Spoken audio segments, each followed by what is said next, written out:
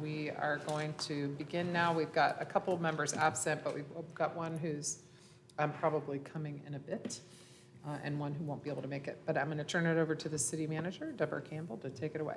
Thank you, Mayor, and good afternoon, everyone. We are going to provide you, this is kind of a continuing conversation regarding this year's budget.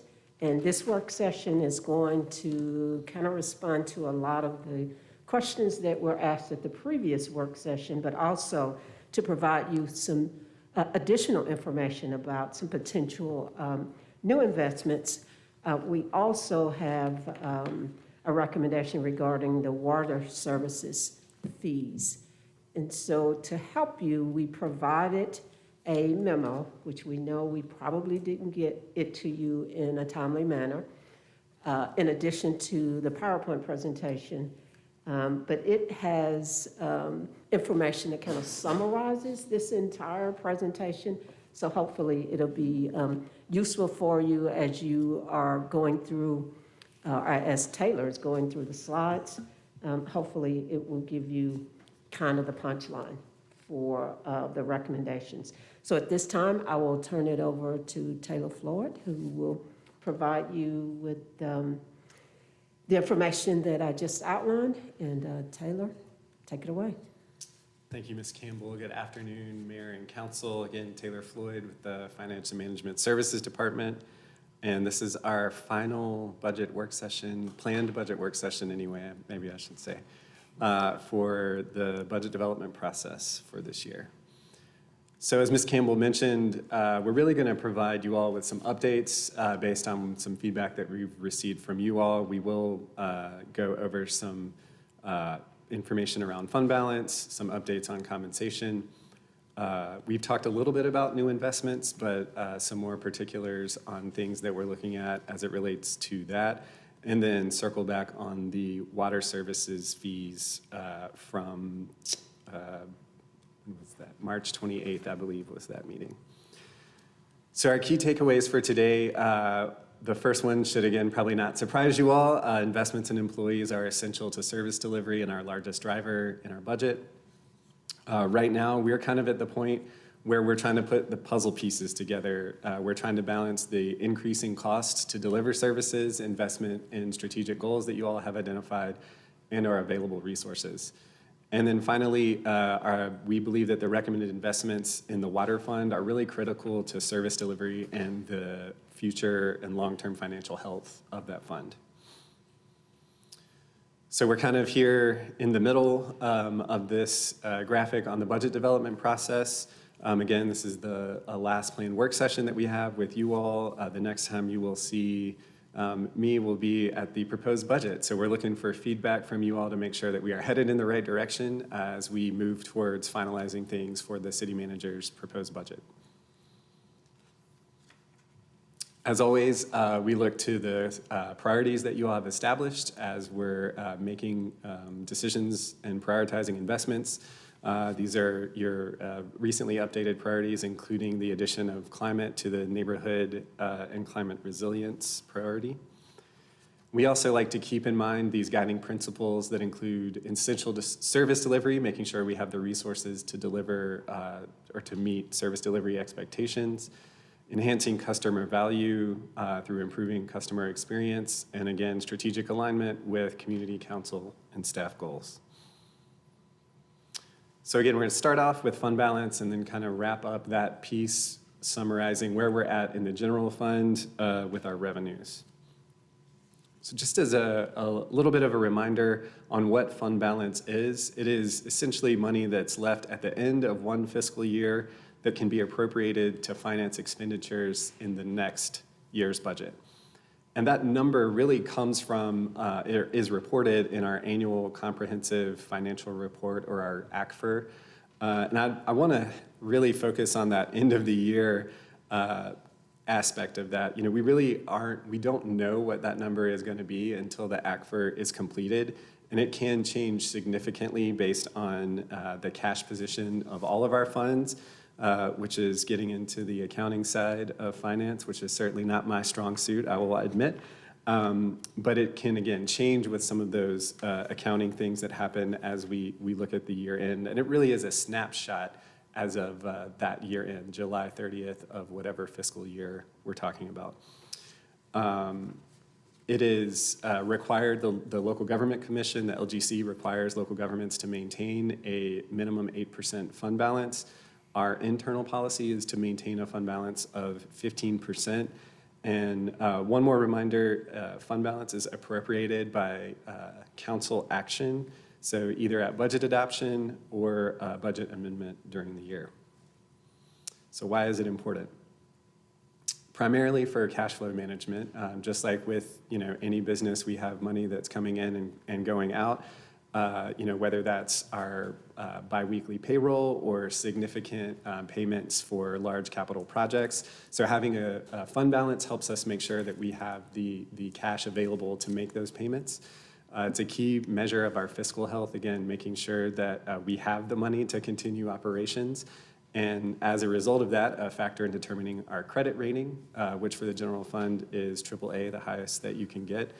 And lastly, it helps provide financial resources to weather unexpected crises. And the best example of this is on the coastal side of the state. A lot of the municipalities and other local governments there maintain a significant fund balance because if a hurricane comes, they need to be able to pay people to recover from that, clean up from that.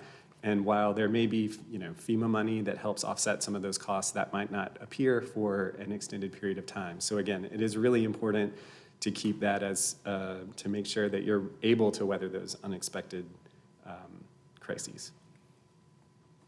So this is a look back at our unassigned fund balance, again, from that ACFR over the last 10 years or so. You can see historically we've maintained it somewhere between our 15% policy target and 20%. It is much higher currently, or I shouldn't say currently, for the end of fiscal year 21-22 at 24%. So there's an opportunity there.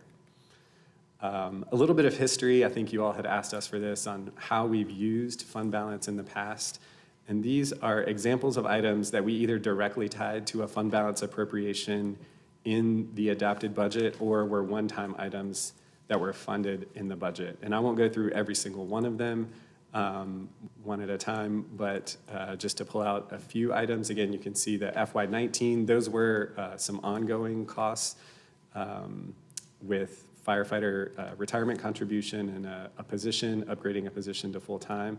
In 21, those are mostly or all one-time costs, and I believe that is true for the neighborhood, the neighborhood grants was kind of starting that program up, and then the disparity study in the most recent fiscal year was one time as well. So again, we try to focus those on one-time items, but this fund balance appropriation is typically one of the things that we kind of go to as we're putting that last piece in the puzzle, if you will, where if we kind of have a little bit of a gap, we have some really key items we want to fund, we look at utilizing fund balance to make sure we're able to fund those priorities. So, if I haven't caveated enough, this is an estimate for the current year, and I'll try to walk through the math with you all really quickly. So we think in the current year, we will end our actual revenues at just over $158 million in the general fund, expenses at $156.6 million, which would mean we were adding $1.7 million to our fund balance. So the fund balance at the beginning of this fiscal year, again, as reported in our ACFR, is $34.6 million. You add the 1.7 to the 34.6 and get 36.3, and that is 23% of that estimated expenses amount.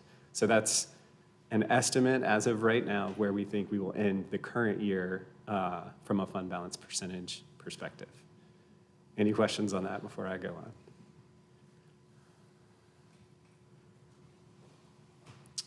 So you may reasonably wonder how our fund balance is where it is. I would say it's two things. One is responsible financial management. We've tried to ensure that we spend within our budget, of course. We budget conservatively on the revenue side to ensure that, again, at the end of the year, our revenues, hopefully, if we did things right, exceed our budget. and our expenses do not, so that we end the year in a positive position. One thing that's been a big factor in that, especially over the last few years, is really unprecedented sales tax growth.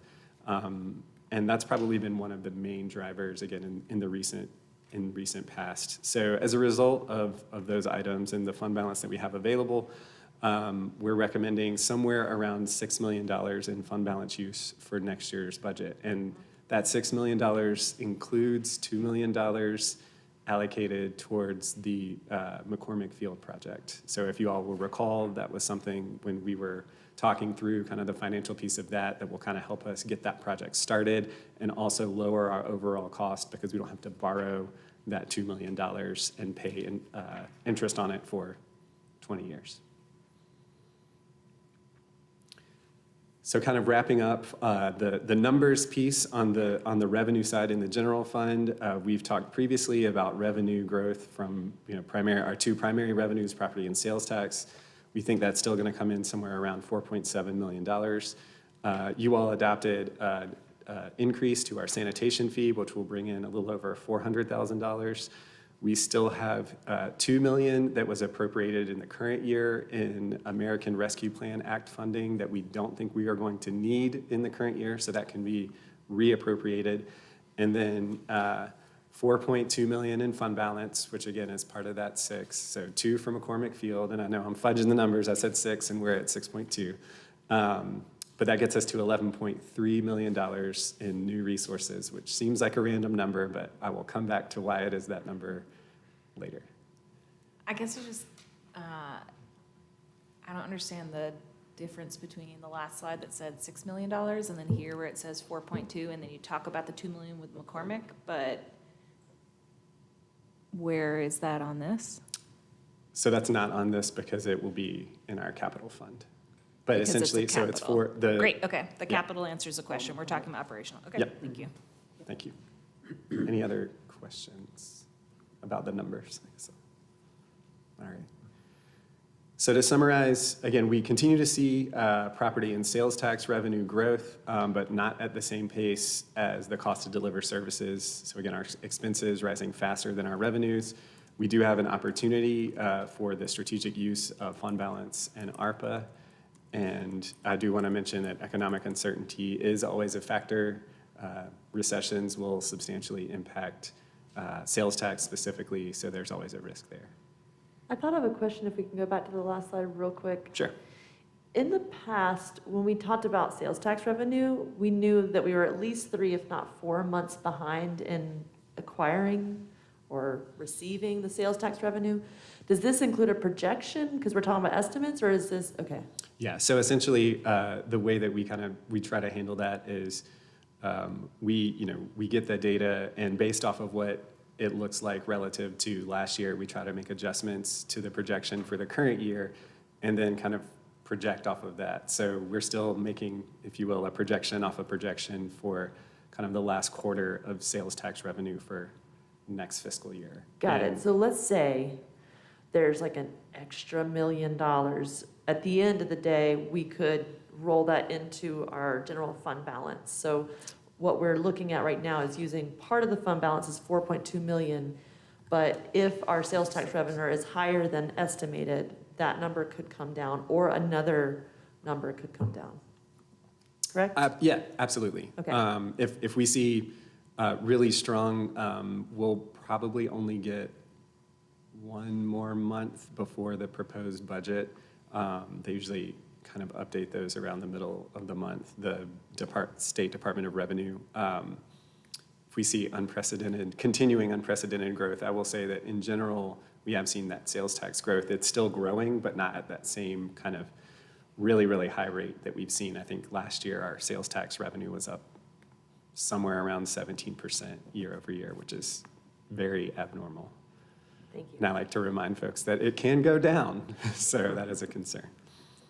But yes, we do have the flexibility to, if things are better, absolutely. Sure. We can replace it with fund balance, use less going into the next year in terms of expenses. Sure.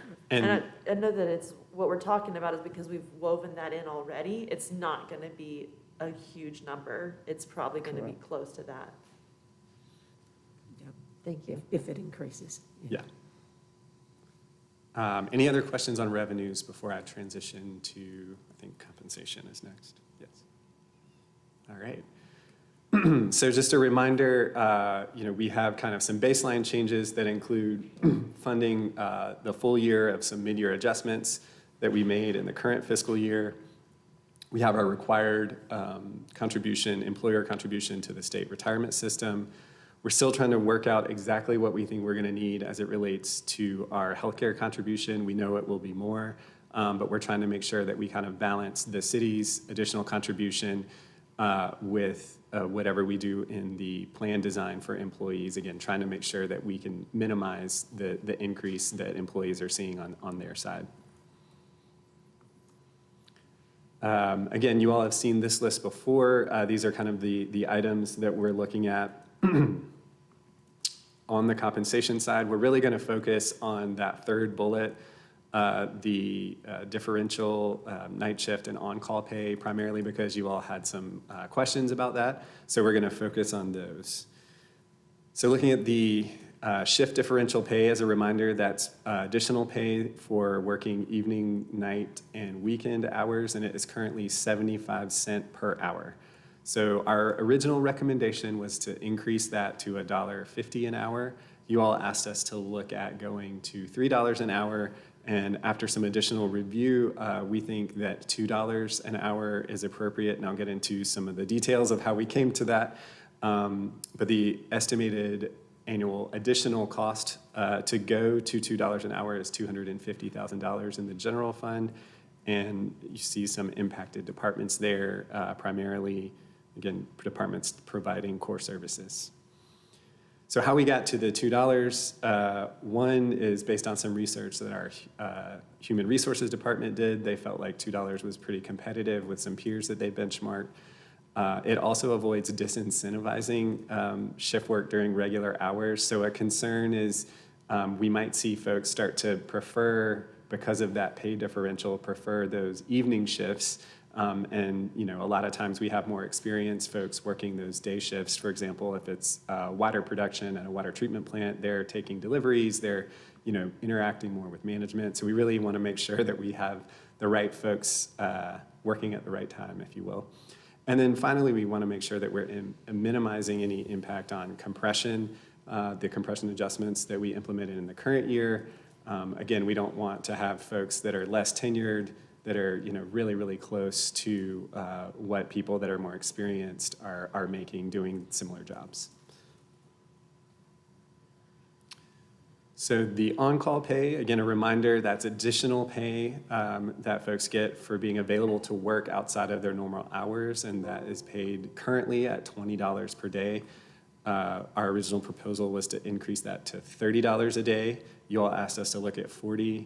And again, after some research, we think that $30 is probably the right number for us on the on-call pay. That has an additional cost of $150,000 in the general fund. And again, you can see a number of departments impacted by the on-call pay. So why we decided on the sticking with that $30 amount is really that we're trying to focus our compensation recommendations to reward employees that are on the job. So what we mean by that is we're really trying to focus that on the recruitment and retention, and would suggest that if you all are interested in doing additional things for employees on the compensation side, that there's probably more strategic ways to utilize or focus those than providing it with this on-call pay. The other thing we wanted to mention is that when employees are actually called in, so if you're on call and get called in to work, those employees are receiving overtime pay, which will be increasing with that base pay. So the base pay increases that we've talked about previously, obviously will increase if you're getting time and a half, increase overtime at a time and a half. Any questions on those actually before I move on? I do have just a thought, because I've started looking at what other cities are doing around compensation and retention. Baltimore is one city that's looking at this. And I want to just start with appreciation for our staff that are filling in the gap, because that's huge and we really need our crew that's doing that right now. But I'm also looking at how the trends in relying on overtime means more burnout, more sick days and can end up in the opposite of retention, which is kind of what I hear you might be talking about here.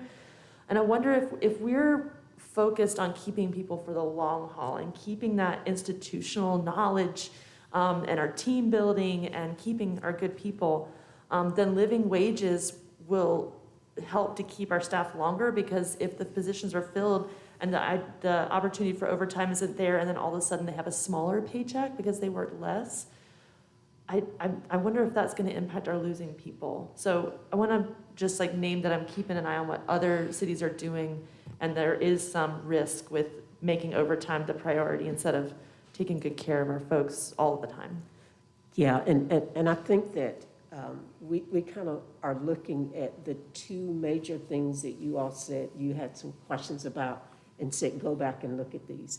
But if you go back to that other slide, we are doing not just this, okay, yeah, this plus all of that. Right. And so, as we said at the last budget work session, we think retention is the best recruitment strategy that we can have. And so we are placing a lot of emphasis on retention, even to the extent that even the on-call pay, we're saying we want to compensate the people who are on their jobs, working, not those that may be called in. And if, as Taylor said, if we want to do more, you know, in terms of the base adjustment, let's put those resources there, because that's a better retention strategy than we think the monies that would go to on-call pay. Absolutely. And one other thing I'll mention too, again, on the critical staffing supplement, one opportunity there is, again, because that is targeted at those positions where we're having trouble retaining folks or hiring folks, we're hoping that if we can target those, that's going to allow us to, again, address some of that burnout, those people that are having to work that extra overtime, but also give them something additional, so that if the example that you provided was to play out, if that's a position that we're challenged to recruit in, then they may be getting something additional just on top of their regular base pay anyway. The other thing I will say about that is I like that one especially because it is temporary, in that it aligns really well with our that fund balance usage, going again with that, looking at using $4.2 million. Because it is temporary in nature, it kind of aligns with that one-time use with a one-time funding. So I like that part a lot. I'll jump into that. I hear the suggestion for the on-call pay, and that seems really reasonable, since it's really, they're on call. It's not for the work being delivered. Let's talk about the shift differential. Sure.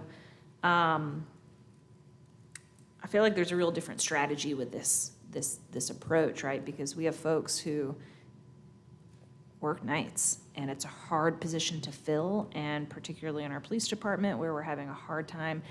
There can be a public safety challenge if we are not getting the experience and the skill that we need on all the shifts that are important. And so I'm glad to see that we looked at bumping it up. And so let's just drill in. So we plucked a number, right? You said $1.50 an hour. We said, what would doubling it look like? You're kind of coming back with $2, which is still more than double the current rate now.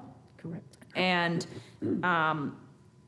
I guess there's just like one little bullet that I'm kind of wondering if we have any more detail on, of like competitive with benchmark peers. So are we seeing a range with our benchmark peers? Sorry. It's right there. Literally. It appears. Hit the right timing. There you go. Did you?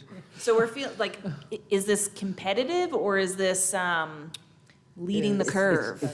I would say, again, based on the information that our human resources folks provided, most places, this is probably the upper end from what they told us. Now, I'm not going to tell you that there's no one providing more than $2 an hour, but actually, interestingly too, looking back at our class and compensation study, which I will caveat is now very ancient and old, they actually said that our 75 cent an hour was kind of on the upper edge, was a good place to be at. Always important to keep. It's interesting pushing. how much things have changed in a relatively short amount of time. And so kind of building on some of what Kim was saying earlier, all of these have a balancing act, right? Anything we do here, and I think that we've all, or I see a lot of consensus from the group that ensuring that we are moving towards just pay for everybody is a real priority, and it sounds like the compromise y'all are suggesting with the shift differential coming in at 2 instead of 3 helps us thread the needle of pushing hard on baseline pay for just, so that's, I appreciate y'all showing us that work. Yeah, and I'm particularly interested in, like you was talking about, minimizing that impact on compression adjustments, because Yeah. that could really cause a serious problem when you look at the salary differences or whatever. So, you have to, it is a balancing act, so I appreciate that. You all looked into that to make sure we didn't have any bumps in the road. People. Appreciate that, and we certainly, again, we rely on our HR staff to help us make these recommendations, as well as folks from departments. So try to make sure we workshop all of this as best we can. So again, kind of the full list of items we're looking at on the compensation and benefits side, total around $7.2 million. Happy to answer any other questions if you all have any. If not, I'll move on.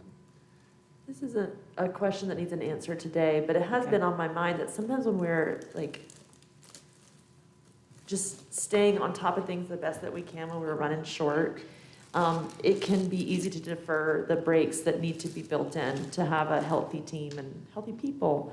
So I wonder if there's a picture that we're really sure that people are taking advantage of their benefits and vacation time so that we can have the best and rested people. And just, I don't know if that's a picture that is regularly part of our overview, but I think it could be important for making sure we're not wearing our crew out. So just to make sure I'm understanding correctly, it sounds like you're interested in kind of like, what has the usage been of Yeah. that time? I believe that is something we could certainly provide. I think the context of what's normal might be a little challenging to figure out, but we can certainly provide that information. Any other questions on compensation and benefits? And Taylor, if you could go back to that slide. I really think that you all should be proud of yourselves in terms of looking at, well, let me rephrase this. I'm proud of you for looking at this type of compensation and benefits package for our employees. We have made some ground, I think, over the past 2 years. And a lot of that was the leadership that you all took to say, we're going to compensate and think more about compensation. And there were a lot of reasons that incentivized us to do that. I mean, we have to be competitive. If we want to retain, in particular, and recruit new employees, y'all, this is the kind of attention we've got to pay in order to recruit and retain. This is the market that we're in, and I don't think it's going to be over in the next year or two. I think this is the base. This is the floor. It's probably only going to go Like that. up. I mean, increasingly, we're going to have to do that. The county manager and I were talking just last week about, how to balance, because compensation is really, really top of mind. Just want to ask you a question, Deb.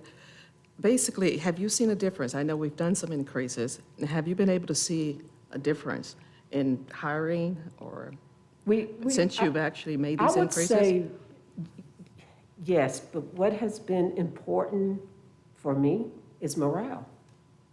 Morale is much better than it was 2 years ago. Great, okay. And I think that people are not looking and searching as much, even though they They're could still be in a growing. lot of other places. Tell you another indicator is we do welcoming things for orientation for new employees. And I think last week was my turn, but our assistant city managers also do it as well. When I walked in the room and saw the 6th floor, the whole room was crowded, I was like, yes, this is different. So, yeah, I think it's helping us with recruitment. Obviously, we can always do more. Yes. But right now, in terms of maintaining all of the different kind of competing things that we have in terms of needs for the community, we are definitely doing better. Great.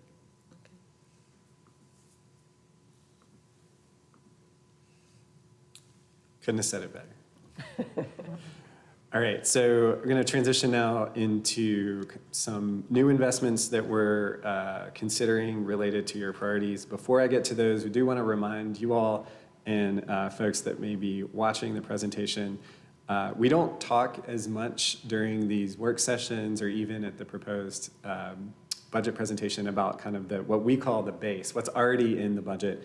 But we did want to take a moment to kind of highlight a number of those items just to make sure that folks are aware that, just because we may not be, or it may appear that our new investments don't align with all of these items, that we have ongoing investments that continue to impact. And again, I won't go through this list one at a time. Certainly our Housing Trust Fund, again, something that we have been doing for a long time. Homelessness Coordinator, that was a position that was added as part of the current year budget. Our Human Resources Information System, good opportunity again for us to help deliver core services that hopefully will impact all of the services that the city provides. Continuing to look, again, 911 consolidation is something that I think took more than a fiscal year to get underway. EMT pay supplements for firefighters, providing or with that additional certification that's included in last year's budget as well. We have our tax grant that we do in partnership with Buncombe County. Homelessness outreach, again, something that we've been funding for a number of years. The strategic partnership funds, similarly.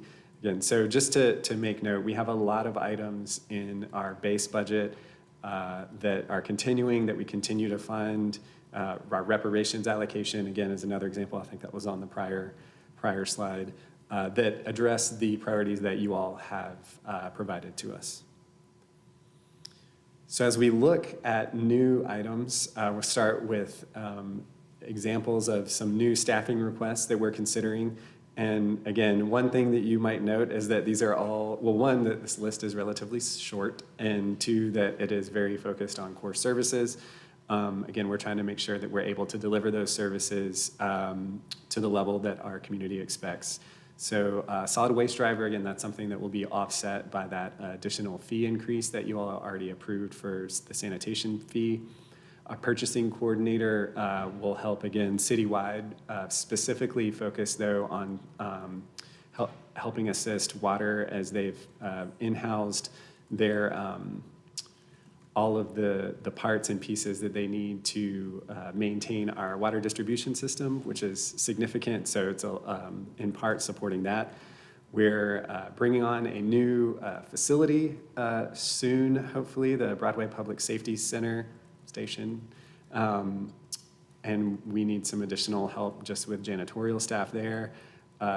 Animal care naturalists, of course, that is at the Nature Center, aligned with some improvements there.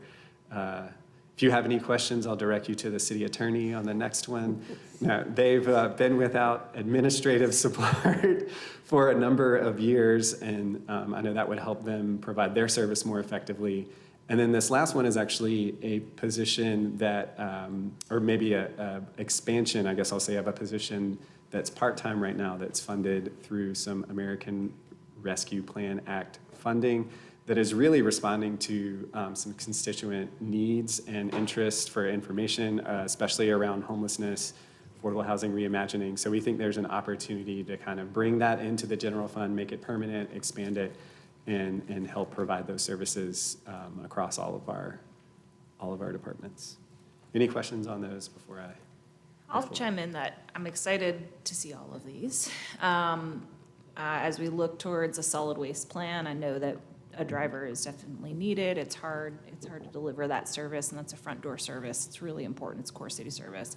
I'm also excited to hear about the constituent services coordinator. I think as part of the team, my role or our role as elected, we deal with this a lot. We have inboxes and we are connecting with folks a lot, and I just don't feel like I'm doing a great job yet. I don't think we have a lot of systems in place. Like, I'm doing my best managing folders in an inbox, but I feel like I can do better as an elected. I hear that they want us to do better, and that's just one little part of this. And I know we have a really awesome community engagement department that constituent services can look like a lot of different things. But I hope that with the leadership of someone who wakes up every day focused on this, that it's, broader than one service area. It's into all the service areas, and it can allow all of us to do our best. I think it's just great to shoot for excellent customer service at all times in every department, and we do that very well, and having more resources to do it is important. We also, that person might over time need system support. Do we have a CRM? Do we use Salesforce? How are we managing this type of stuff? I don't know what we do, and I think I'm glad to see this can be seen as like a boring back of the house function, and I don't think it is. I think it's really important to do our best, so I'm excited that you're proposing we invest in this. I think that, and we have another list actually as well. You see a lot of checks in core services. Yep. This truly is about adding to the foundational infrastructure that we need Yep. to deliver our services. So there's some foundational things that are needed that what you are seeing, and luckily a couple of those things probably on the next slide more is one-time things that we can use fund balance more effectively to address. I don't see a water PIO.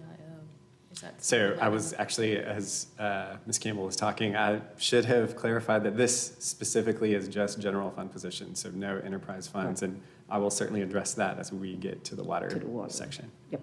I actually have a couple of questions before we leave this one. In our retreat, we didn't have yet a chance to make sure we had all 7 congealed together, perspective as a whole. But there are a couple of things from the subgroup that I was in that I didn't see here. One is, it looks like we're not ready to support the urban forestry master plan as a recommendation yet, or it's not in here yet. That's correct. Second is continuing property tax mitigation, which I really appreciate. I know that you said there would be that recommendation, and I saw it's 150,000. Do we have an idea of how much of it was used last year? Less than 150,000, so that's why we've maintained that amount. Okay, thank you for that. And then the third thing was, I saw there was additional reparations funding of 10,000. Are we backing that up with like a compounding amount, like the way the county is doing? Are we doing a one-time allocation? So we have our $500,000 ongoing allocation that I believe you all approved as part of the current year budget. I think the direction that we received was, I think the county is doing a 2% compounding increase, so that $10,000 represents 2%, and we will continue to, again, to compound that in future years. Do So we? the base is 500,000 plus the 10,000. Correct. Right, so it's a single 510,000. amount for just this year. And then it goes up. So how do we expect it to continue to go up by that 2% every year? Would it require us to have a policy in place? I don't believe it would think so. require that. Yeah. That's not It's to kind say. of like how we do with the trust fund dollars. Yeah, the housing trust fund has been a flat 500,000. Yeah. But it is what we allocate, or what you all allocate annually, and that's how we're looking at the 2%. Yeah, I would say increase. maybe a better example is I don't believe that there's a specific policy in place around what the general fund contributes to capital every year, but we grow it based off of kind of property tax growth to align with, I'm not going to remember the exact year, the mayor may remember because I believe she was on council, but when council increased the property taxes, I think it was 3 pennies sometime in the early 2010s. And the idea was that those 3 pennies would continue to go towards capital. So again, as that value of those pennies goes up every year, we increase the capital contribution similarly. So again, I don't believe that there's a policy in place that dictates we do that, but that's been our practice. Okay, does the county have a policy in place? But I'm not sure, but we can certainly find out. Okay. I think they're just doing the 2% annually. Okay.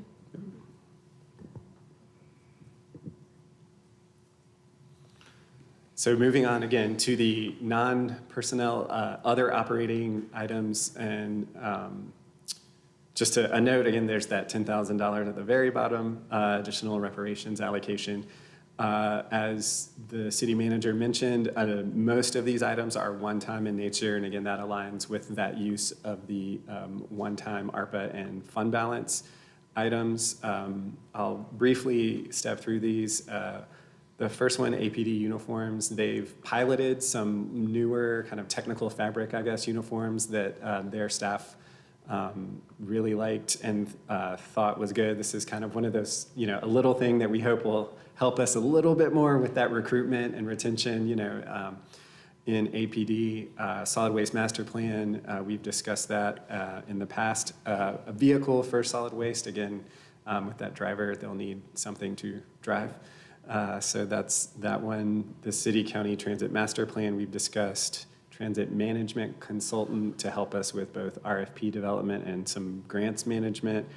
The APD camera upgrade, I don't believe we've mentioned in the past, but this is actually one where they have an opportunity to kind of, for a one-time cost, upgrade the cameras in their vehicles, and that will actually lower our kind of ongoing service costs with that service provider with that on that contract. So it's kind of a future cost avoidance. Then we think we may need an additional $50,000 for that HRIS system. Our fleet management software, this is actually a really critical investment that we need to make, both just for kind of core service. We have a lot of departments that rely on vehicles to deliver their services. So having some data that we can utilize to help us make better replacement decisions is really key. But also as we're looking at our climate goals, having, again, that data to rely on to identify where we have opportunities to invest in hybrid or EV or other greener alternatives to what we have right now. We just right now don't have the data available to really do that analysis. So that will help us with that. Any questions about these items? Can you remind me, because I know we're communicating regularly with the county on this, my understanding is they're also looking at the city-county transit plan? Yes. Okay, thank you. So looking ahead, again, if you look back at those two lists of the examples of new investments, you may see that there aren't as many that I think we have done in the recent past as related to homelessness and affordable housing, but we have made some really significant prior year investments in both of those priorities.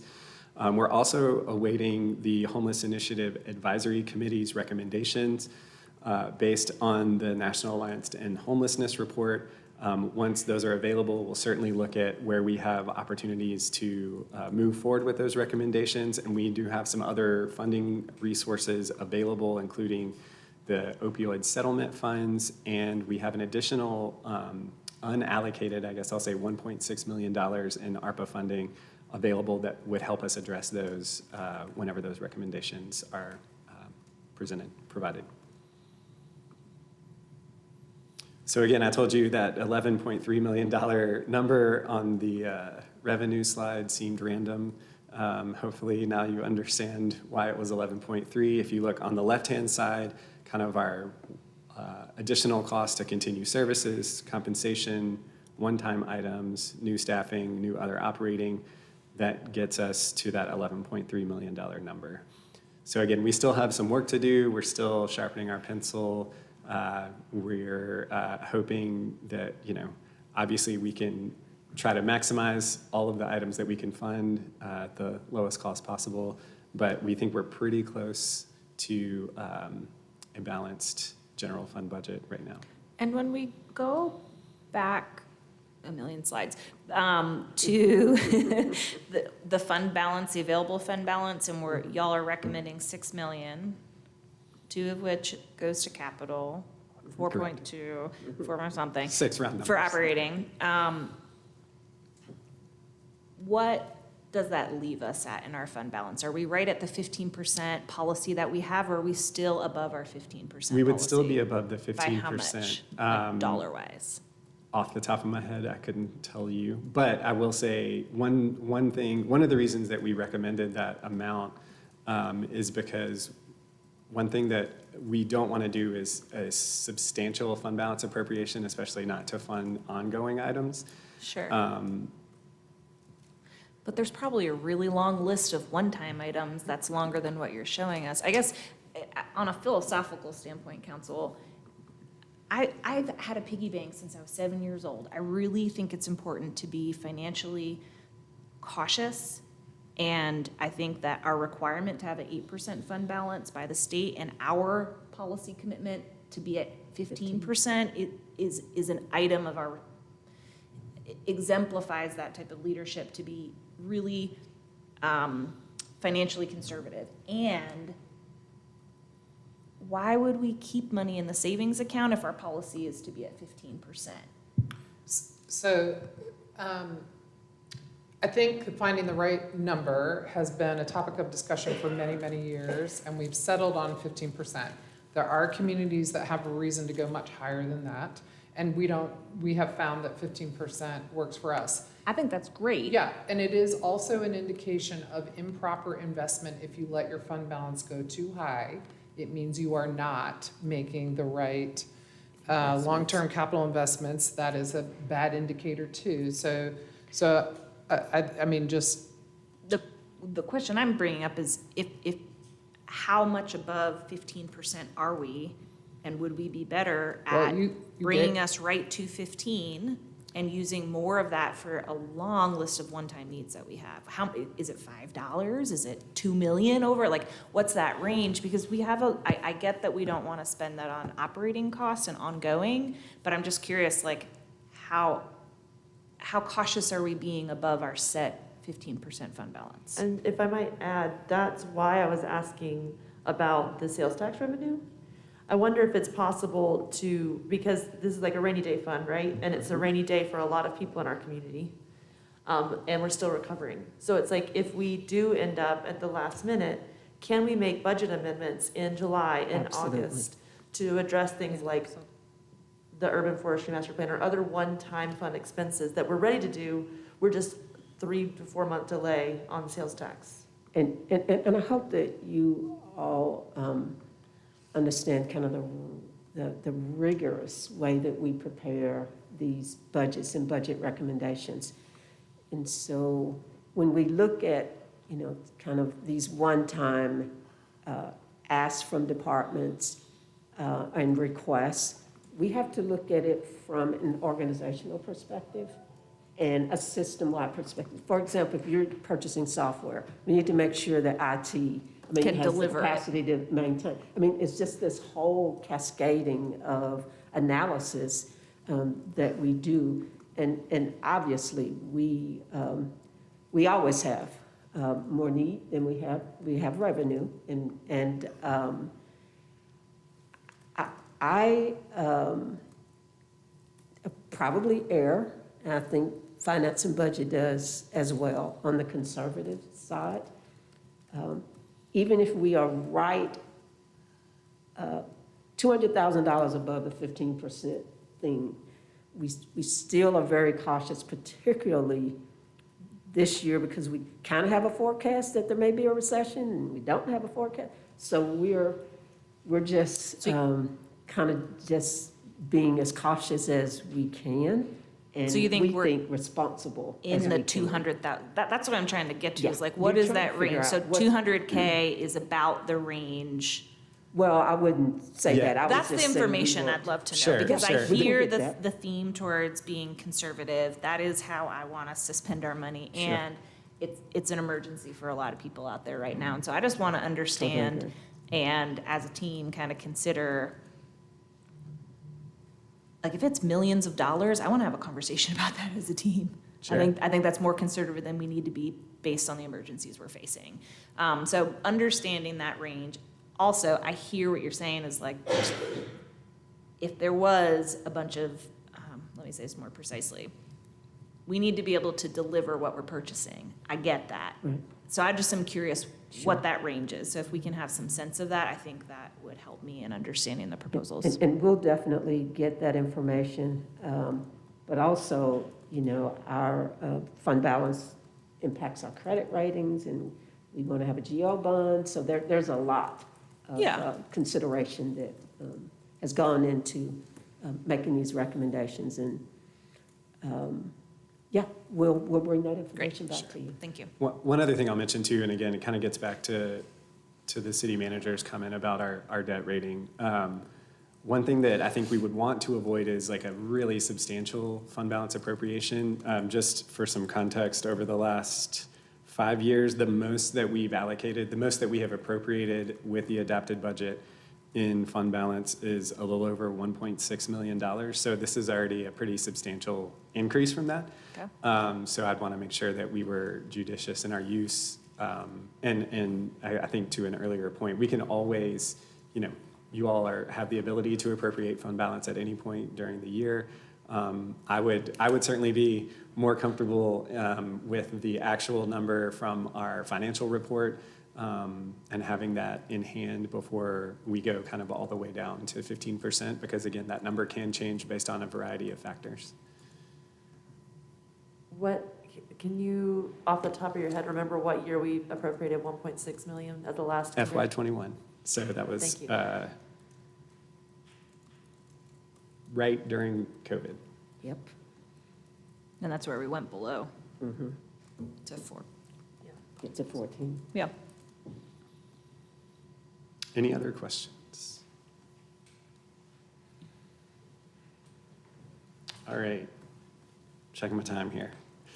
Doing good. On to water. So just as a reminder, the Water Resources Fund in the current year, their budget is around just over $40 million. Their expenses are kind of evenly divided between capital and debt, personnel, and operating costs. So kind of looking forward to next year, where we think they need, again, from that kind of base budget perspective, is an overall 3% increase to maintain current operations. So again, that's no enhancements, no new things added in the water fund. This would allow us to very slightly increase our current capital transfer, and I'll talk a little bit more about the need for that momentarily, but it does not include any of the proposed salary changes or that mandated state retirement system increase. So just, again, kind of very baseline, what would it cost is $41.6 million. So some of the items that we're looking at, and again, we provided some of this information to you all at the fees and charges, or when you consider the fees and charges, but just to review quickly, some service enhancements that we're considering. One is an additional maintenance crew. That's 5 positions that would be focused primarily on maintaining valves and hydrants, so the distribution system. Some staffing to enhance night coverage at the water treatment plants. That's 3 positions, 1 for each plant, that would just really provide some redundancy in operations overnight at those plants. Communications specialist that would focus on education and outreach, help to better tell the water fund story and support CAPE. I think that was what you were referencing earlier, Councilmember Mosley. Customer service staff, this would help ensure accurate billing as we're doing the meter exchanges as part of the AMI project, and also through the transition to monthly billing, which we'll be able to do once that meter replacement project is complete. And finally, again, continue to recover some lost revenue from that capital fee that we're no longer able to charge. So the total for all of those items is just over $1 million. So looking at that capital allocation, we had maintained it just over $11 million for 3 fiscal years from FY18 to FY20. At that time, or actually previous to that, there was a North Carolina Supreme Court decision and some subsequent legal action that meant, as part of the settlement for that legal action, that we no longer would charge this fee. So you can see that as we discontinued that, there was a pretty substantial drop in that capital transfer in FY21. We are trying to build that back up, but this is really a key piece of maintaining our water system. Without that capital allocation, they will be unable to continue maintenance at the level previous to FY20. So if we look at the proposed compensation changes, and again, these are just the water fund impact of the items that we talked about previously. I won't go through all of them in detail, but we think those total just under $700,000 in the water fund. So if you kind of add all those items together, the base budget plus the salary changes plus those service enhancements, we get to a total of just under $43.5 million. Again, as a reminder, our recommended water fee changes included an increase in the base fee charged to customers according to meter size and an increase in consumption fees that are charged based on the volume of water used. We also did include a really small item, an increase in the hydrant meter rental deposits, and that's really related to kind of development activity. Again, a reminder, this is one of the things that we try to focus on as we're developing fee change recommendations every year is what is the impact of those changes on a typical household in our community. And you all approved the solid waste and stormwater fees already, so you can see kind of that total impact of the three. And again, this is as recommended previously, water fees is $10.89 on the bi-monthly bill, or a total annual impact of just over $65. So when we did we presented the fees, we heard from you all some requests for additional information. One was some more information around peer system comparisons, and I'm going to get into that in just a moment. I think a specific ask of what freezing the residential rates, how that would impact the total revenue. Go into this in a little bit more detail. It is a little challenging for us to really figure out what these numbers are, which is part of the reason that we have a consultant helping us to develop that rate model, but we think it's somewhere around $2.5 million less in revenue. And then a request from you all to, how could we reduce the impact on residential customers? And we think the best way to do that would be to adjust our fees once we've gotten that additional information back from our consultant, once that work is complete, and we can really better understand what the financial impact of those decisions will be. So again, we showed this to you all previously, but we did add in these percentages and really just want to hit here. This is a snapshot. It's from last calendar year, but you can see that part of our challenge, as it relates to making fee adjustments, is that single-family residential, both as the number of accounts, which impacts that base fee, and the volumetric usage, is a pretty substantial proportion of our total customers. So making changes there, if we want to try to maintain the same revenue, would be really, really difficult for us to do without overburdening our other customers. So I'm going to provide a little more information, some more comparative information from these four other municipalities. Just some quick, why did we choose these? Boone, I think we had heard from you all that there was some interest in seeing what their rates look like. Charlotte, we thought, that's, I believe, is the largest water system in the state, but they, interestingly, I would say, have no differential residential rate, so they charge the same rate to all of their residential users in their system, so that's pretty comparable to us. Hendersonville, because they're nearby, and then Raleigh, because they were kind of the middle ground of those peer benchmarks that we previously provided. So as I walk through these, I'm really going to focus on one of the challenges that we have in making these comparisons, and that is that all of these systems kind of have really different rate structures. They have different customer bases. They have mostly broader statutory authority to charge different rates to different classes of customers than we do. So I'm going to try to point some of those items out. So if we look at Boone, and again, I'll also say these are, again, residential rates only in these first few slides. And where it says inside or outside, that's where these places are charging differential rates. So not always, but typically it's whether you are inside the municipal corporate limits of that place or outside.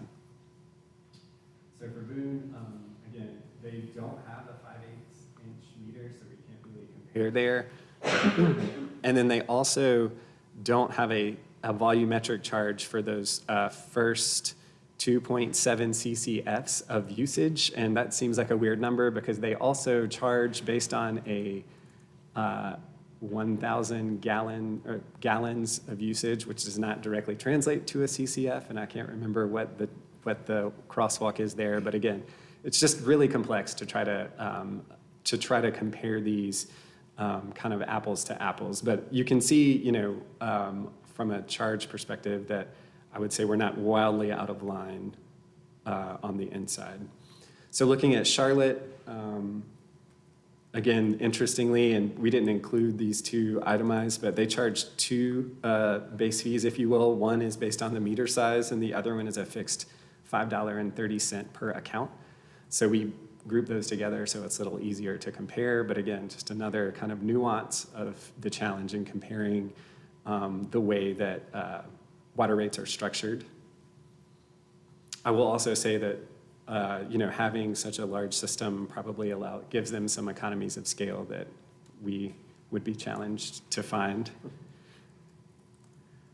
Hendersonville, again, also does not have a 5/8" meter size. We are pretty comparative to them on their inside, and you can see their outside rates are a bit higher than ours. They also charge on that 1,000 gallons of usage, not on CCFs. A CCF is 748 gallons. There you go. Thank you. And then I looked it up the last killing time. me. So I was like, Not remembering Needed that. it now. It's a lot of gallons. And then finally, Raleigh, again, interestingly, I would say they have probably one of the lowest, that first tier of volumetric usage for their residents for the inside is, I think, one of the lower ones that we looked at. And I believe that is specifically because they've outlined some sustainability interest. And as a former resident of Raleigh, I can tell you that they also have they've had several challenges with water shortages over the last few decades. So incentivizing lower water usage is very important down there. This might be a question for Brad or maybe David. Are there any peer benchmarks that have a rate class that's associated with differing elevations? It's an interesting idea. I might defer to David about some of those, if there are any other benchmarks that have, and David and I did have a chance to discuss this a little bit, differential rates based upon elevation classes. Because the thought behind that is it likely costs more going in higher elevations. I don't know if you found any, David. Yeah, I was not aware of any either. Yeah, Heather did a lot of research as well. Heather, anything? Nothing specific to elevation. I would wonder though if like in Hendersonville, if the outside limits might be higher elevation, That's what I'm wondering. or not, but I don't know. That's okay. I'm sorry, I'm not being picked up by. I'm sorry. Because my thought is that would be still in keeping with the restrictions placed upon us as a result of the Sullivan Act. Right. I don't know about the interplay with the Sullivan Act. What I was saying is that looking at other water systems that charge an inside or outside differential based on city limits, like I don't know because I don't know the topography of Hendersonville, but as an example, they might be, those outside folks might be higher elevations, but we'd have to do some more discussion with them, and then Brad would have to tell us if we could even do that based on elevation. But the short answer is we were not able to find any other comparables that utilized elevation as a cost variable to differentiate those cost classes. So in other words, although it appears as to be a statutory option, we couldn't find anyone who's actually doing that. Okay. So Really it may be, creative idea. again, incidental to some other changes. And just for the record, that was Heather Curry, one of our senior budget analysts. All right, so kind of summarizing, I think, looking really at trying to get, again, as close as we can to an apples to apples comparison with these other municipalities, or these other water systems, I should say. What we did here was try to see what, based on our kind of average customer in both a residential and a commercial class, what they would be paying in each of these places. And I guess I would say, again, I think we're certainly not the lowest, nor are we the highest in either instance. Looking at the inside rates, if you look compared to the outside rates, I believe we are the lowest relative to all of those on both the residential and commercial side. So again, it's challenging, I will say, to compare these systems because of those different users, different classes, different rate structures, but we've tried to provide you all with some additional context and kind of how we compare to other places around the state.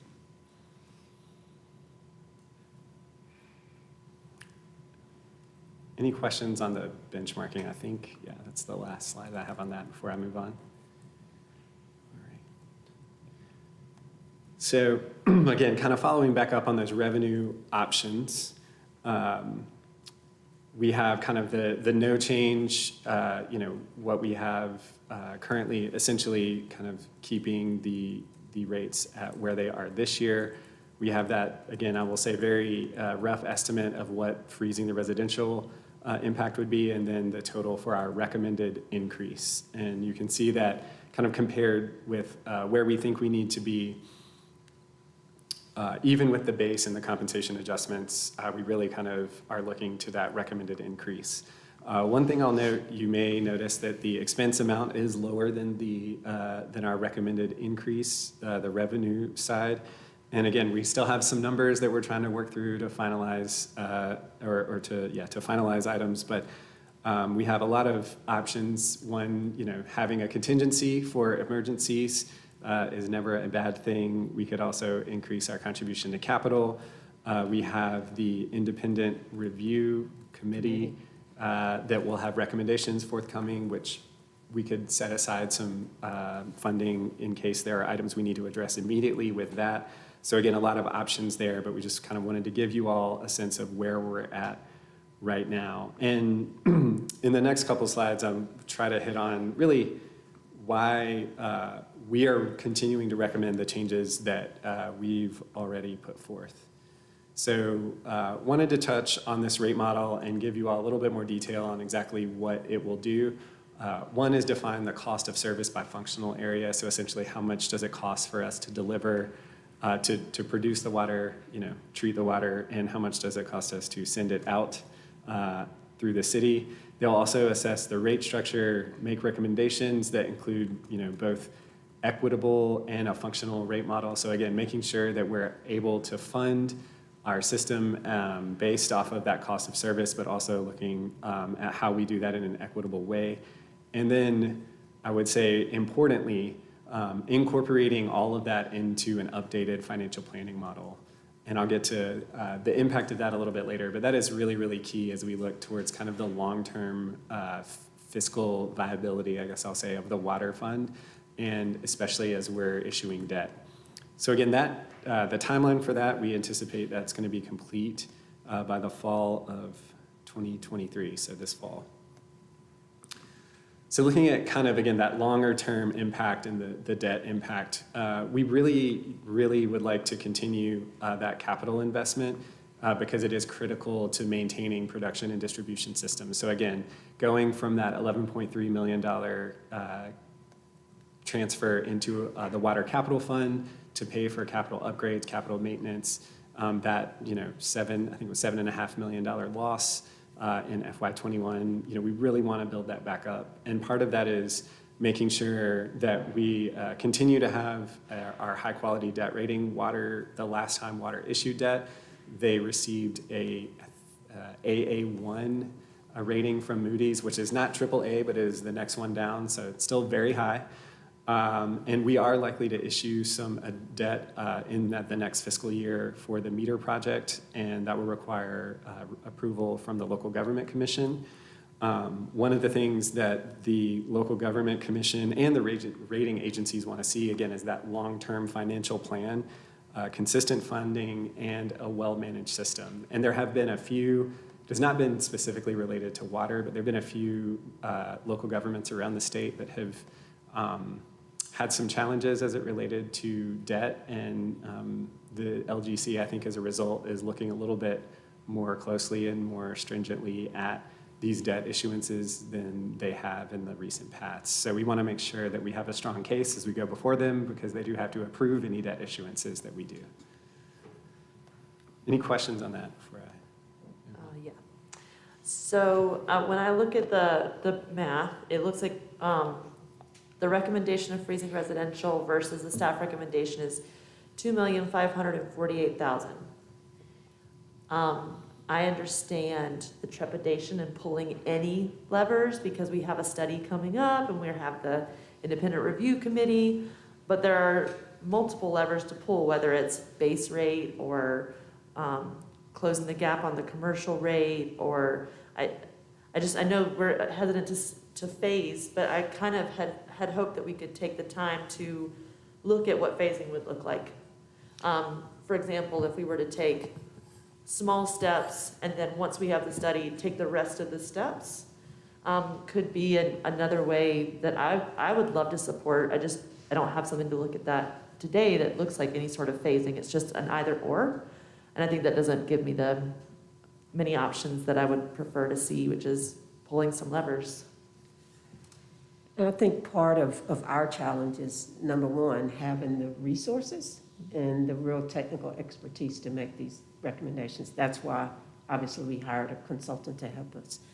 I think number two is that there is such, and hopefully we provided this in this presentation, is there's a tremendous amount of trepidation to guess, because there's such a cascading effect of not having enough resources to provide their increases to, so then we have to make a decision, are we going to increase existing staff in terms of compensation? Do we hire staff? We can't hire staff because we don't have enough money. I mean, so I guess we are thinking that it is truly better to be truly, fully informed before we make these steps. David, when would these recommendations, if you don't mind, David, can you come to the mic? And while we're waiting for David, I just wondered, like, let's say, and the terrible situation that we're left with is that we vote no on increasing the water rates, and then staff has to do something, which is do none of the planned improvements, which we could decide to do later once we have the study. Maybe the study's like, the meter change is the least important because this other change is more important.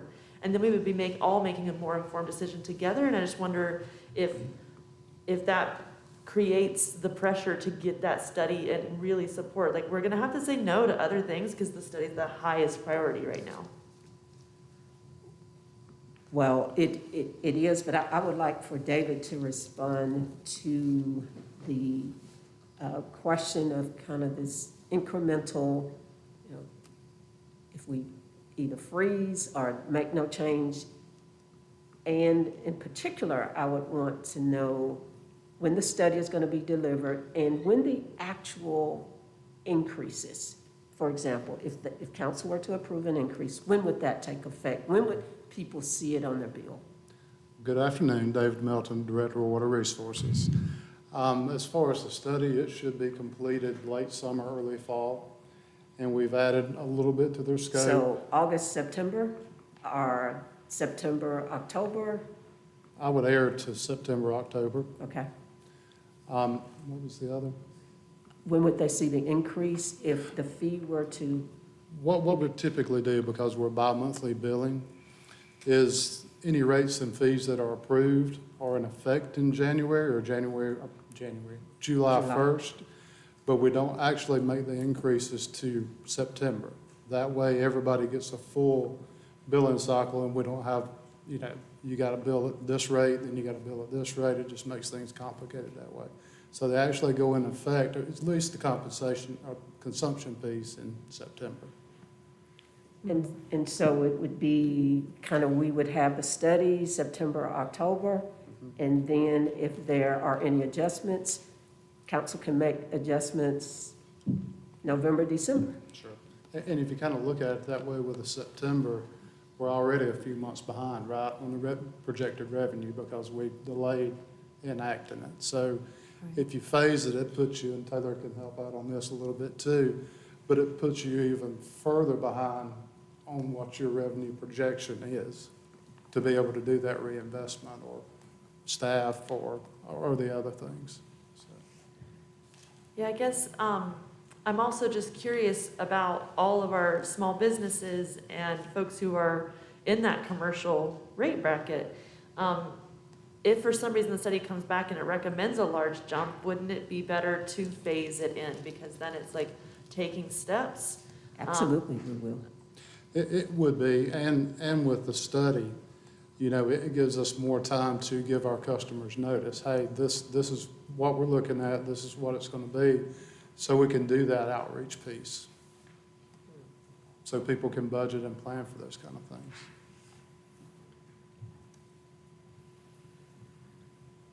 I'll just say that I still would like to see an option for some sort of phasing that's in between the we do nothing and we do everything. For this budget cycle. Yeah. Yeah, I guess I have a similar, I'm trying to put words, it's just kind of, we need to invest in this system, I have no doubt in that. Core infrastructure is so important to me, and it's so important to our community. And I'm not afraid to raise rates when we need to invest it in our services, I'm not. It just feels like, I wish we had done this study last year, but hindsight's the worst, right? You know, we can't change that, and we did it when we did it because we needed to. I understand all that. This timing just feels, when I fast forward, here's like what I could see if we take your recommendation. This is my hopeful vision, right? We get the rate structure back, and it confirms some of these inklings that we're seeing right now, that we need to have some graduation in our rates, that we aren't following some of the practices that we're seeing our neighbor organizations do. And so we want to disincentivize large consumers. So we get that type of recommendation back. And it just feels like, as a citizen, we're gonna kind of jerk their monthly bills around, because I fully want to see us get to a point where we take a hopeful recommendation where it's more tiered. And so for a couple months a year, people are going to be very stressed about paying their water bill. And then a couple months later, hopefully it could go down. I just feel like I wish that we had the bandwidth to be creative for an interim solution. And then I hear like we just don't have the technical bandwidth to do that. And it just feels unfortunate. And yeah, that's where I am. The other part that's like a missing piece in the puzzle for me is that we still have second homes, and short-term rentals are growing every day. And like, I wonder if that isn't getting enough sunshine on it, the fact that like the people who live here year-round are picking up the tab. And that's why I was asking if we could, what levers can be pulled, because I can imagine a lot. I could say it should be this or it should be that, but what I don't want to do is have that back and forth toggle switch. Can you more fully explain what you mean by those groups that you just said are picking up the tab? Explain that a little further. Yeah, I can try. When I look at, if someone, let's say that someone's here 4 months out of the year or 6 months out of the year, and then the rest of the year they're not using water regularly for laundry, for dishes, things like that, washing the car, whatever, then they're benefiting from a really low base rate. And the people who are using water year-round, who have that higher CCF, am I saying that right? CCF. Yes. Are contributing more by raising the residential rates for the infrastructure improvements than the folks who Because are. they keep paying the flat rate even if they're not occupying the residence. Right, so it's like, okay, well, what if we raise the base rate for everyone? Then that means that homes that are empty some of the year are then paying more into the pool than the people who are here all the time. It's just strictly relying on the amount that people use per gallon. It seems like we're missing something, and that's where it's But like, isn't it a base rate and then the CCF? right, that's So what I'm even saying, the should base rate people go who up? are away are still paying a base rate. So really what's happening is the people who are year-round are paying based on consumption in addition to the base rate. Yeah, my curiosity is if the base rate was one of the levers that was pulled, which it looks like some of our peer cities have a higher base rate. But then I would think that would actually harm the people who are here year-round more, because they're paying a Okay, higher let's- I base think rate. what would happen then is that in a conceptual model, then the usage rates could stay flatter over time, or the usage rates could So you go mean a lower. tiered? Yes. So you could have a base and then a tiered, but then there are equity considerations there too, because what happens if you are a single mother with 4 kids? Does she pay more than I do as a single person, no kids, because my CCF is lower? And if I could jump in I think one the- moment, I think this is a The good usage example would be of lower. Why the we need a study? challenges that, right, exactly. Right. The challenges that we're having as staff is trying to figure Because we're out. theorizing about what the impact would be, but we might, That's That's the point of all the we are consulting. doing. We are saying, there, like you said, Ms. Ronnie, there can be lots of different ways we can skin this cat. The issue becomes, should we guess at this, or should we have the technical information provided to us so that we are making very good decisions once? Yes. That's all we are But, asking for. but you're actually asking us to make good decisions twice, because you're asking us to make a decision now, and then in 3 months revisit this. Yeah. Remember- Well, but you don't have to do this until your next budget cycle, Oh, I don't or think you we're can do it before that time. that would be our option to do that. Right, that can would we be your option to do that. I want to make sure that I'm articulating clearly what my colleague has asked. So I'm just going to talk in really round numbers right now because I'm not going to be a human calculator effectively. If the base rate is $4 and somebody who lives here year-round is paying about $5 a month in water, then their bill is $9. Whereas the person who doesn't live here year-round is just paying that $4 on the months they're not here. Well, if- maybe not. Right, and if the base Unless they rate pay goes for up, then everyone would be paying more, including the person who isn't using any water, where we could keep the water rate lower and essentially freezing it. So this, even though everyone's bill is going up, it doesn't fall only in the usage. And it would probably be better on a visual. That's why I'm like, I shouldn't be articulating this visual verbally in the middle of a work session when it could really just be an option for us to look at. But what if the base rate is already hard to attain for people living here all year Oh, round? yes. So raising that likely would be less equitable for people living here than folks who have second homes as Airbnbs, is the way I'm thinking about it. I can't say Right, that and that's I- the correct way. Yeah, and I mean, I think we'd have So to. if you raise it, it's actually regressive. We'd have to look at it because I was staring at my water bill, which is astronomical. But always has been, so I assume it's not a leak, but I think it's a lot of showering or something. But, and I do have 3 kids that are sometimes all at home, but I noticed the base rate, it can be around half of it can match almost the consumption charge. So it's already pretty, I mean, it's pretty high. It would seem hard, I know we'd have to look at it, but it would seem hard to raise that and offset the consumption enough to actually meaningfully lower a bill. It would be hard to do. I think it would be challenging. To But- add maybe a little context to the base rate, our budget staff did some wonderful work, and for each 1% of base rate, that's about 60 grand. Oh, So yeah, it's we're not- actually, We're not divoting it's low. it's not the lever to pull. Yeah, that's why I'm saying if we had a phasing of some kind, and for me, it is the commercial rate that I would like to see phase because those are our options. We don't have the farther away option. But something, third option, other than either a yes or no would be ideal, and not freestyling. I would like to be able to review it.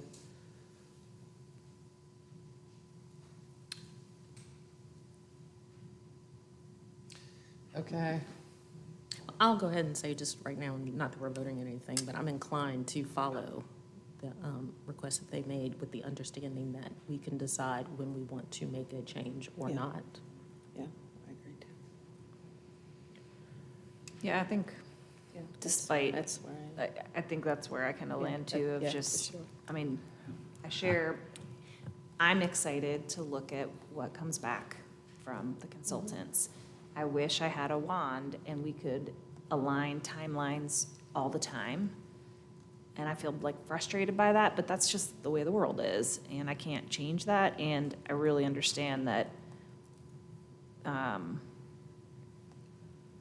the data has to be right, and we can't escalate that. And I'm not comfortable. I mean, when we talked last time, I was like, maybe we just wait. We say a quarter, redo the numbers, and the increases are only for 3/4 of the year, et cetera, but I'm not comfortable with delaying infrastructure investment. So I would encourage us to not wait till the next budget cycle to really digest Got what it. we think about this. And if we're gonna be making changes, you know, I can see how it's tidy to tie this to our annual cycle, but people who are looking at having to leave their home each month, they don't have a year to wait. So I would really hope that when we get the results back from the consultant, that we have a deep think on it then and see if there's any mid-year adjustments. And we will assure you that we are going to push those consultants Yeah. to provide as much information as quickly as possible, so that we and you all have the appropriate base of information to make some informed decisions. And implementation can be whenever you all Do you choose. think- But we would love to have time to kind of discuss, do marketing, do, information, have sessions with, because I mean, even in the earlier discussions that you all had, we start getting this barrage of emails from businesses that are saying, what are you guys doing? And we weren't able to say we're doing anything yet. And with this, we'll be able to answer that question for everyone who asks us, what are you That's doing about right. water rates? Whether it's a resident who feels slighted or a business who is concerned, we can say, here's the data and why we made a sound And here's why we're decision. doing it. I hear that. Yeah, and part of the plan is the consultant's already committed to come back and present to this council, present the results. Great. And based on the conversations we've been having in work sessions, do y'all feel like you have the direction so that when they're crunching numbers, you're crunching based on the leadership values we have, or is this like worth Can you it? go to that slide that says the scope of the study? Because I think that Yeah. second bullet, Yeah, equitable and functional, so that gives you the latitude. And now, we heard you all reduce the impact on residential customers. We heard that loud and clear. And what's the, why do we want to define the costs for functional area? Like, to what end? What does that do for us strategically or from a leadership standpoint? Why do I we think need to know it that? helps us to understand, as you're looking at those different customers, like what kind of usage and the usage from those customers, like how you align the service and the cost of that service with those customer classes, if that makes sense. Because I think that isn't, like, in addition to the equity considerations, which I think are very important, and again, we've heard you all say very clearly that you want us to consider, we also want to consider, like we do with any fee, like what cost recovery are we getting from the customers that we're serving, who's benefiting? So I think that just kind of helps us better understand that piece of it from a more technical perspective. And the capital investment needed to serve all the different types of Right. customers. So again, for example, Oh, I a see. high user is going to need us to be able to treat more water every Right. day, and they're going to need larger pipes for us Their to be able to send distribution them. expense is going to be bigger. Exactly. Whereas production is, okay, yep, that makes sense to me, thank you. And it's also how they're using the system, right? If you have one user that's filling up, and I'm just throwing out numbers here, 100,000 gallons in 4 hours, they're putting a lot more stress on the system than a single household family is. So Thanks. that's part of it too. gets more detailed. As we anticipate the study, is it possible to maybe look at, I know right today, I'm trying to do the 75% in my head on CCFs versus 748 gallons, or is that right? That's right. Okay. So, I don't know if there's a way to get a clear communication when we're doing benchmarks that's like actually comparative versus a No. 75% discount, or a 25% discount per The gallon. comparisons that we did try to adjust those so that they were like for like. Oh, thank you. That's good to know. I just think that that helps when communicating with the public, that it's actually similar instead of close, but divide by 0.75 or something. Okay. Okay. no, that Thank you, makes David. sense. All right. The average family of four uses 10,000 gallons a month, it said. So 10 rain barrels. But I think that's hard to believe because we're still way below Oh, that's not that. even 10 rain. Yeah, that's way more than 10 rain barrels. It's It's, like I 100 but rain I barrels. have That's a historically heard that customers in Asheville don't usually hit the national average of water usage. They stay below that, so. We're not going to make jokes about why though. All right, so to wrap up, again, our key takeaways, I was going to say, key takeaways. Investments, it's been a long day. Investments in employees are essential to our service delivery and our largest driver in budget development. We're working to balance increasing cost to deliver services, investment in strategic goals, and our available revenues. And our recommended investments in the water fund are critical to service delivery and financial health in that fund. So looking ahead, this is again the last budget work session that we have planned with you all. We will be bringing forward the city manager's proposed budget at your May 9th meeting. We'll also set the budget public hearing, which is statutorily required at that time. That meeting, or that public hearing, will be at the next meeting on May 23rd, and then tentatively planning for budget adoption on June 13th. With that, I think I am finished. I just want to call out, I know that you've been doing a tremendous amount of work the last week or two in particular, and really appreciate it. Yeah, Tony is usually the one that does the fund balance stuff. You're doing a so, great That job. was a little stressful, but Thank you so much. We never would have known. Yeah. Yeah, I was going to say before we close that I just wanted to thank the budget staff, the three and this isn't the full staff, but the analysts have been doing a whole lot of work, especially doing the research for the water discussion. But I just cannot say enough for this staff. I mean, I'm talking all city employees, amazing. They give it their all, and so appreciative. absolutely. Thank you all, and I'll see you on May 9th. Or before, yeah. Okay, so we don't have anything further during this work session, so That is we're adjourned from the work session. Thank you for your time.